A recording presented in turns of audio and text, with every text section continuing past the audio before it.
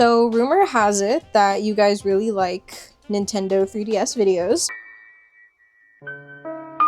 So we're gonna keep going with this. As I'm recording this, we just got the final Nintendo Switch 1 Direct, and there's been a lot of uproar about older games, such as you can see over here, Rhythm Heaven and a fabled Tomodachi Life. I thought this would be a good time to talk about games that I like to revisit often, at least in the collection that I own. Now, I've already made a video going over my Nintendo DS collection, or I guess my entire collection in general, but there is a section dedicated to all of these games. And I thought there was no better time to show you my favorite of my physical collection than to show you right after that crazy direct. So I've built an entire stack that's just barely off camera, and we're just gonna go over these real quick. So let's start with Tomodachi Life. I think this one's a given. Honestly, I feel like this one is a given. Everyone loves Tomodachi Life, as you could see from that direct. This is just 100% the kind of game where you can go in, drop whatever characters you're into in that moment, and just see what happens to them. This is like baby's first Sims without the Sims part. I've definitely had some really good memories, and so many YouTubers have made such good series on Tomodachi Life. This game just does not age poorly, like at all. The moment has come. Right? You guys are okay now. Bruce, do you fucking ever do anything right? I really like this game. I'm so glad that we're getting a new Tomodachi Life. Now, I wasn't like one of those people that was literally begging the planet and the heavens and anyone for a new Tomodachi Life game, but I honestly did not expect the series to make a comeback. I kind of thought that Tomodachi Life, being a sort of remake of the original Tomodachi game in Japan, I kind of took it as a one and done, to be honest with you. But I am very glad that we are still in the train for Tomodachi Life, and I can't wait to see this one return. This is not one that I revisit super often, but I have wanted to revisit it since that direct that just happened, so I am very excited for this one. It's definitely one of those games that, whether you're a casual player or not a casual player, you can still enjoy. Also, a physical copy for this is like $200 on eBay, and I don't know why that is, but maybe it will go down. I hope. Next one I have is Ever Oasis. Ever Oasis is kind of a mix of like a town management game, but also with some Zelda dungeon-like adventures. I brought this up before, but I think Ever Oasis is one of those games that you can tell it was made in this sort of current modern age of Nintendo. It looks so good on the new 3DS, and it brings me a lot of joy. I think this is a very good game if you really like those like Zelda-ish, but also Animal Crossing kind of games. It's very comfy. Like, it's not super cozy, but it's not super action-packed either. It is a very nice in-between of both of those. And also, it's one of those newer 3DS games, so it has the Nintendo logo on the bottom, which I think is kind of cool. Kind of gives me flashbacks to like the PS3 freaking banners though, but it's whatever, it's whatever. Also, look how cute. The art style for this game is amazing too. This is definitely one of those games that I'm hoping Nintendo brings back, or at least gives another chance, especially because this came out when the Switch was already out. So not a lot of people gave it a chance. I mean, I didn't until recently, but I do hope that we get an Ever Oasis return in the future. We move on to Fire Emblem Echoes. Fire Emblem Echoes, oh my god. This is my favorite modern Fire Emblem game. I do beg the heavens for this to make a comeback in HD or something. Just like Ever Oasis, this is one of those games that came out when the Nintendo Switch was already out. You can tell because of the thing. But this game is so good. It was the first Fire Emblem game to have voice acting, or at least fully voice acting. You know what I mean? Like, every piece of dialogue in this game is voice acted. Or at least mostly. The first fully voice acted Fire Emblem game. The art style, look at this. The art direction is so beautiful. And I know that we are definitely projected to get another remake in the future, so Fire Emblem Echoes might be like the name of the remakes, but for now I'm just gonna call it Fire Emblem Echoes because it's currently the only one. And I know we're probably gonna get way more remakes and original games before we ever see this game come back for a third time, but I 100% recommend this game. To me, Fire Emblem Echoes is one of those games where when you're really wanting just like a comfy, well, I guess not comfy, but when you're wanting a really good fantasy world to just dive yourself into, this is it. It has such a good story. I don't really know what I can tell you without it being too crazy, but if you liked Fire Emblem Three Houses and you never played Echoes, I highly recommend you find some way to play Echoes, whether it be on a 3DS or an emulator or just literally any way to play this game. I want you to play this game. Out of all of the 3DS Fire Emblem games, this is my favorite. Fire Emblem Awakening was so good, and I was a kid when Fire Emblem Fates came out, so I did enjoy it, but you know, as the years go on, I'm like, oh, it's not fantastic, but it's nostalgic to me. But this is peak right here. If there's literally any chance that this comes back, I will be so happy. But I guess, like, if you're really into fantasy worlds, it definitely feels, Fire Emblem Echoes feels like it would be a very good fantasy novel, if that makes sense. If you've played it, does that make sense? I think it makes sense. This game plays like a book in all of the best ways possible. Sometimes when I am, like, knees deep in a new fantasy novel, I just a part of me just like kind of imagines some Fire Emblem-ish stuff happening. I guess Fire Emblem was sort of my introduction to the fantasy genre of literally anything. So I do have a bit of a bias for this series, but good, real-ass game. We're gonna move on before I go crazy. Onto more casual-ish games, we have Style Savvy Fashion Forward. If you watched my physical game collection video, I went a little crazy in there. But basically, I really like Style Savvy games. I think they are some of the most addicting business management sims that I've ever played. It's definitely not all about fashion, that's for sure. I've had so much beef with customers. I feel like if this is the kind of game you play if you really liked the part of Animal Crossing where you would have these like crazy side stories of your own with villagers and stuff. It definitely feels like that when I play Style Savvy. Basically, you run your own store. You can make some of your own outfits. You can even, what can you do? You can do people's hair and you can do people's makeup. You are basically doing 3 jobs every single day. But you're making bank, and that's what matters. And the whole time, you can have these customers come into your store, and some of them are just the biggest assholes ever. I actually have the original Style Savvy in this stack as well, because I feel like this one has that same vibe going. In these 2 games, you can definitely just have some crazy side stories with different customers. I've had some serious beef, that's all I can say. But these games aged really well as well. Yep. I adore the Style Savvy games. I wish they'd make a comeback, but you know, I think the exact developers who made these games, I don't think they exist anymore. I don't know, because like the publishers made Fashion Dreamer, which we don't like here. But you know, oh, not the camera lanyard, my bad. If you're into business management sims or Animal Crossing kind of things, I think you'd like this game if you've never played it before. But we move on to a completely different game.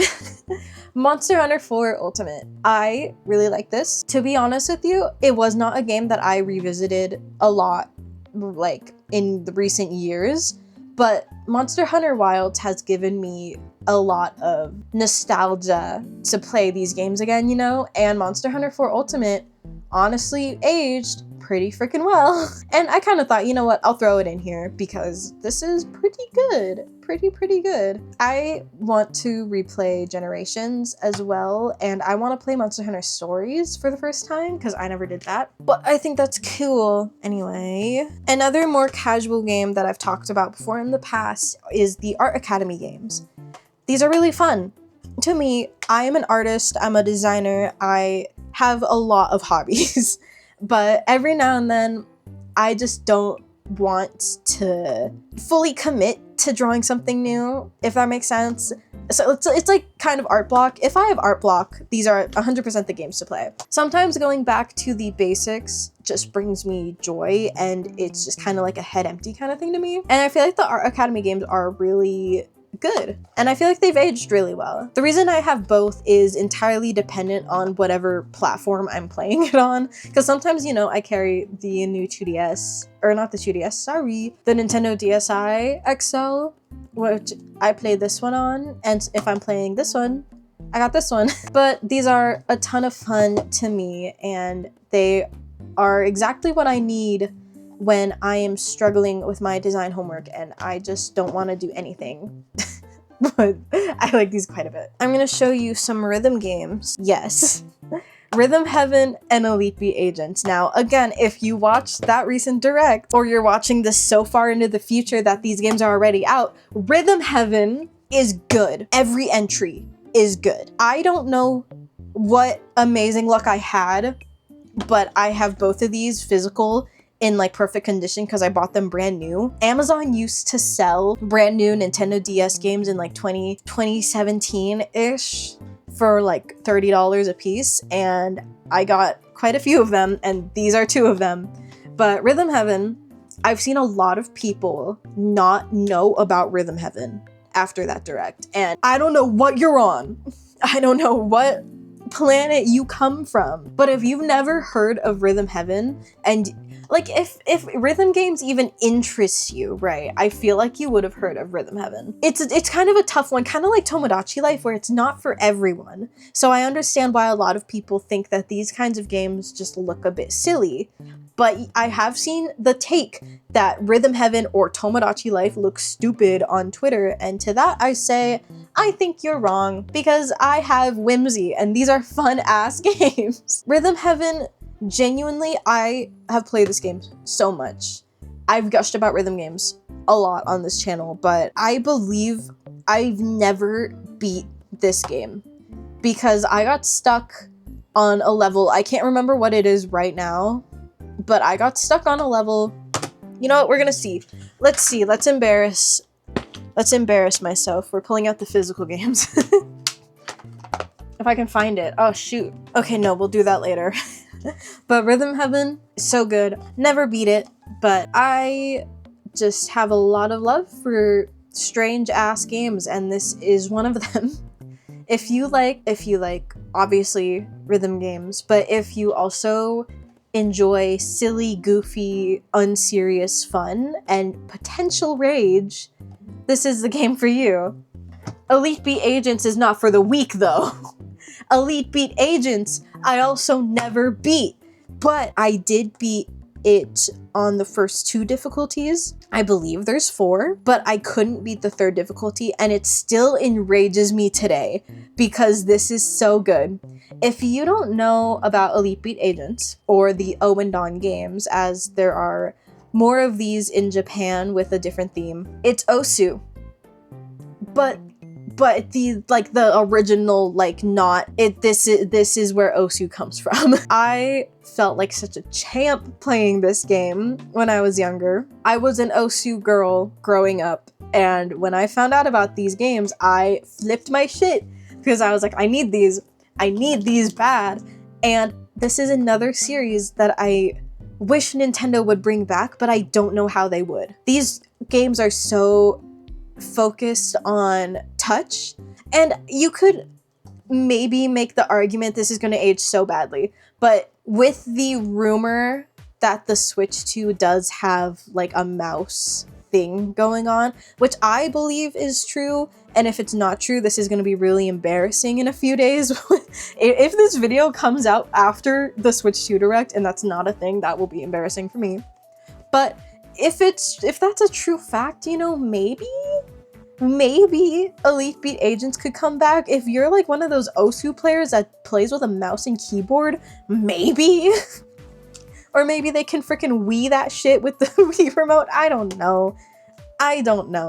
But Elite Beat Agents is a lot of fun. And it has licensed music. We love licensed music here. Anyway, that is for the rhythm game peoples. The next section of games that I'm going to talk about is sort of just mindless puzzle fun. And we got a little stack here. We have I Spy, Zoo Tycoon, and Zuma's Revenge. I don't know why this one came in a sleeve. I mean, I don't feel like it's that important of a game to come in a sleeve, but I guess it's whatever. But pretty much I got these in a time of my life where I was just full of nostalgia and I wanted a bunch of Nintendo DS games that I feel like are kind of like road trip games. That's what I like to imagine these are. Just road trip, mindless fun, maybe games that you would have played as a kid and you just still have laying around. But yeah, these are all stuff that I love. Zuma's Revenge is one of those old like browser games that I was just obsessed with whenever I was able to be on the family computer. That's really it. Same with the I Spy Castle. I was an I Spy book kid, and when I found out there was an I Spy game, I was like, you know what? I'll take I Spy Castle. There's a few I Spy games, but I Spy Castle was the one I chose, and it is a lot of fun. If you liked I Spy, if you liked Zuma, these are the games for you. Zoo Tycoon.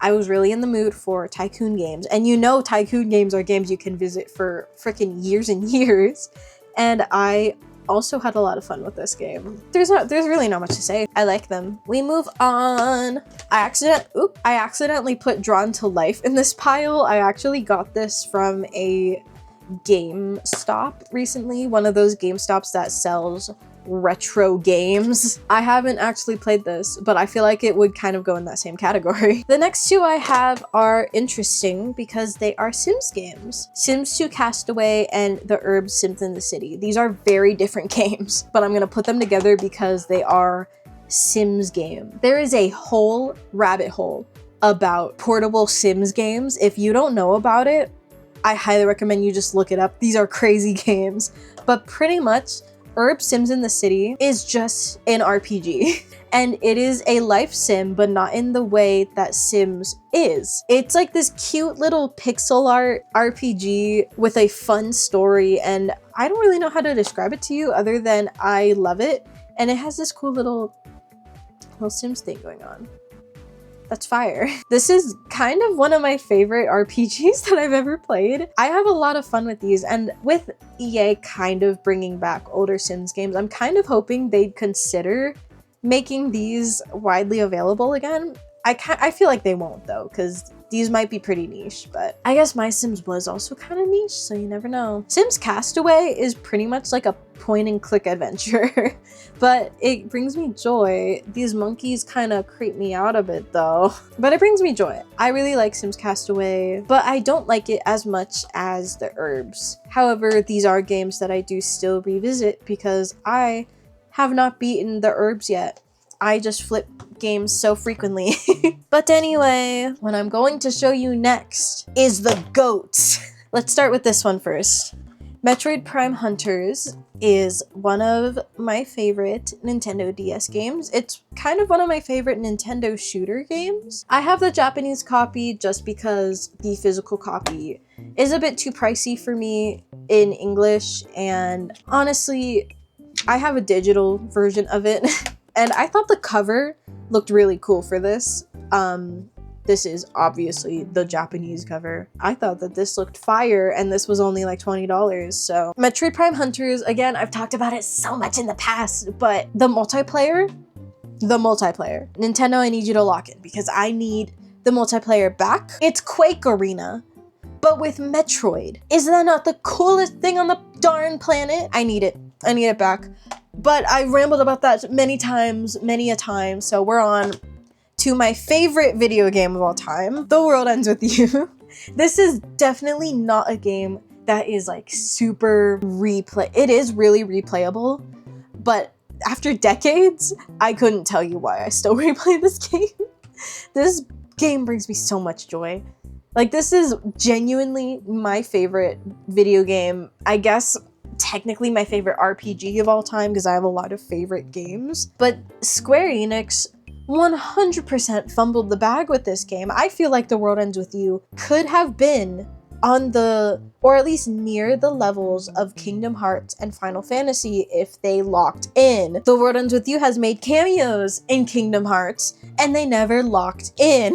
They had Nomura do the art for this game and they never locked in. What are they on about? What are they afraid of?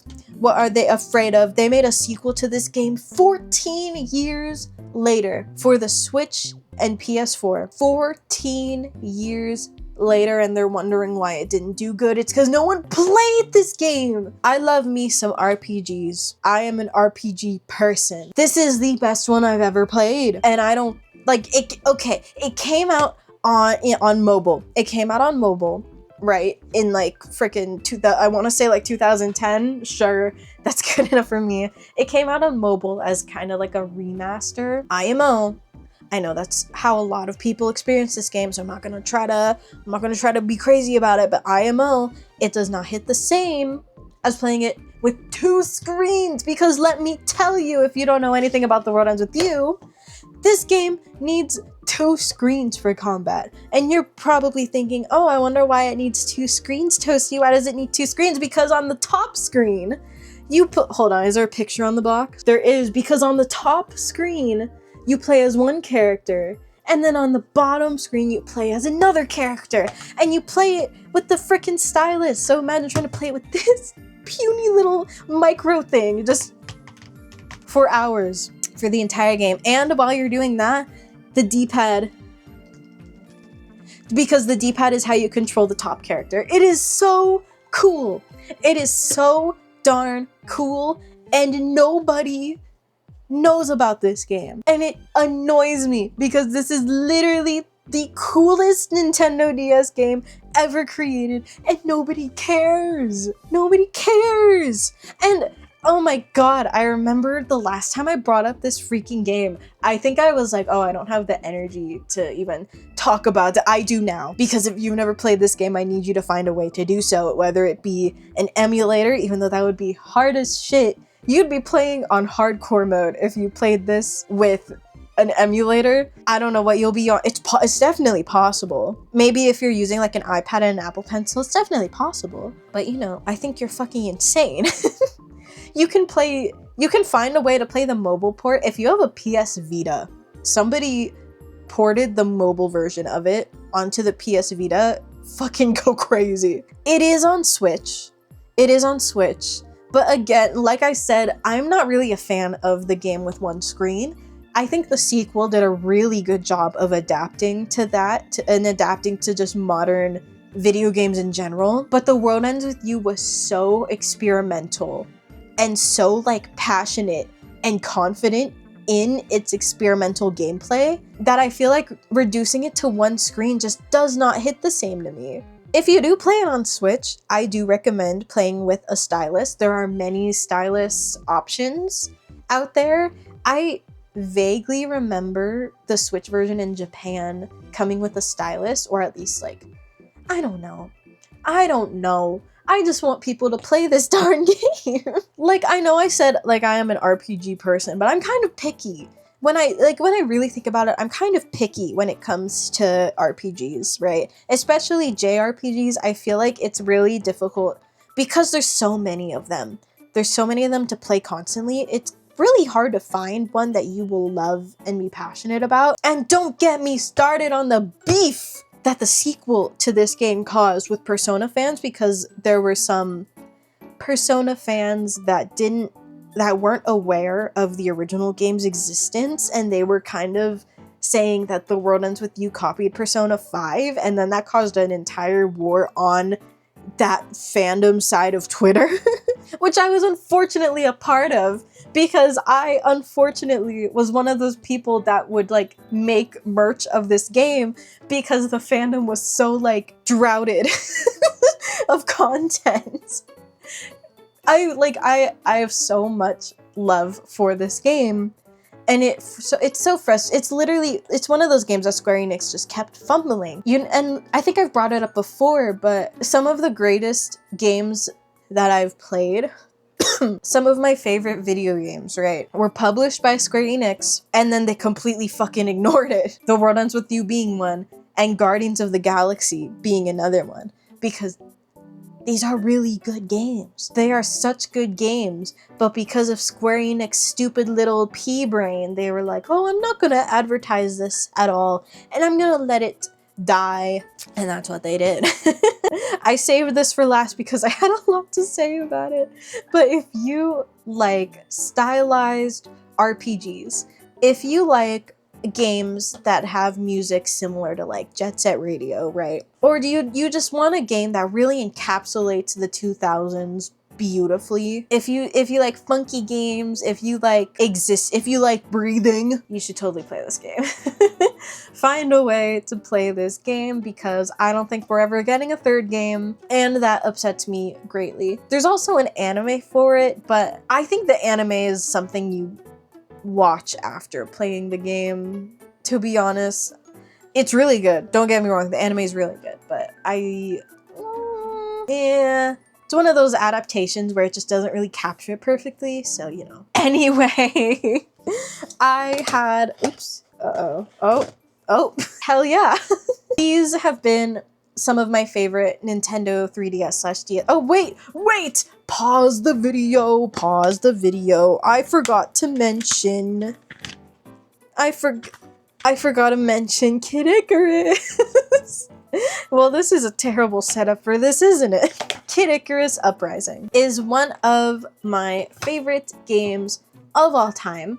I feel like this game, I don't have the case for it, but I feel like Kid Icarus Uprising is another game that I'm hoping Nintendo brings back. A part of me is wishing that we will get a sequel to this game on like the Switch 2 or something. I don't have faith that it will happen, but I have a lot of copium that it could happen. The reason why I revisit this game a lot though is because of its multiplayer. Now I know 3DS multiplayer is kind of dead, and there's really not a lot of things you can do with like Pretendo and stuff like that. But honestly, playing the multiplayer by yourself against bots is still kind of fun. I absolutely love it. That was simply lovely. It's actually fucking annoying. I feel the same way about Kid Icarus multiplayer than I do about Metroid Prime Hunters. They are both really fun arena shooters, and I think, unironically, Nintendo is on something when they make shooters, because we all have Splatoon now, right? But these two games came out long before Splatoon, and I feel like Nintendo just really knows how to make a good arena shooter. For the gameplay for the multiplayer on this was just so freaking cool. Of course it gave you a hand cramp, but so did Metroid Prime Hunters. They played kind of similarly, except Kid Icarus is in third person. And I feel like if they just, you know, if they brought back Kid Icarus and they freaking brought back the multiplayer, it would just be so damn beautiful. On top of it just having a really good multiplayer, the story is freaking fantastic. I kind of like how I felt about Fire Emblem Echoes. If you're just really into fantasy, but more if you're into like mythology as well, this is so good. I feel like it's a really good time to bring this game back, to be honest with you. I'm kind of in the side of the internet where I have a lot of mythology themed things surrounding me at all times. Not to derail this video from video games specifically, but I really like reading, and the book Song of Achilles was really popular recently. A lot of mythology retellings in novels have just been freaking everywhere, to me at least. And then there was the rise of the video game Hades, goated game. Definitely sparked another like group of people's interest in mythology. And then musicals like Hades Town and Epic. I like, it might just be me and my insane like niches colliding at once. But I think it is an insanely good time to bring back Kid Icarus, and I would explode. I would genuinely explode. Kid Icarus Uprising, off of memory, was a launch game for the 3DS, or at least like very early. And I'm just saying, Nintendo, I'm just saying, not to manifest or potentially curse this game, but I'm just saying a freaking new beautiful game, a new Kid Icarus game would be super cool. And also this game is beautiful. Like I'm so bad at convincing people to play games. Like I think I'm just straight up on my hands and knees begging. But this is another game that I do think people will love if you've never played it. I think you should give it a chance. Honestly, super good game. Goated game. Goated game. I'm running out of energy. So I think I'm gonna stop this video here before I start going crazy. I have to put all of these back on my shelf, which is unfortunate. I like never take these games off of my shelf. I only did them because I thought it would be more visually appealing than me swinging around a cartridge. But thank you for watching this video. If you were eating a meal while watching this video, I hope your meal was good. If you were drawing while watching this video, I hope your drawing turned out fantastic. And if you were doing chores, I hope your chores turned out great. Or you finished your chores. We're done here.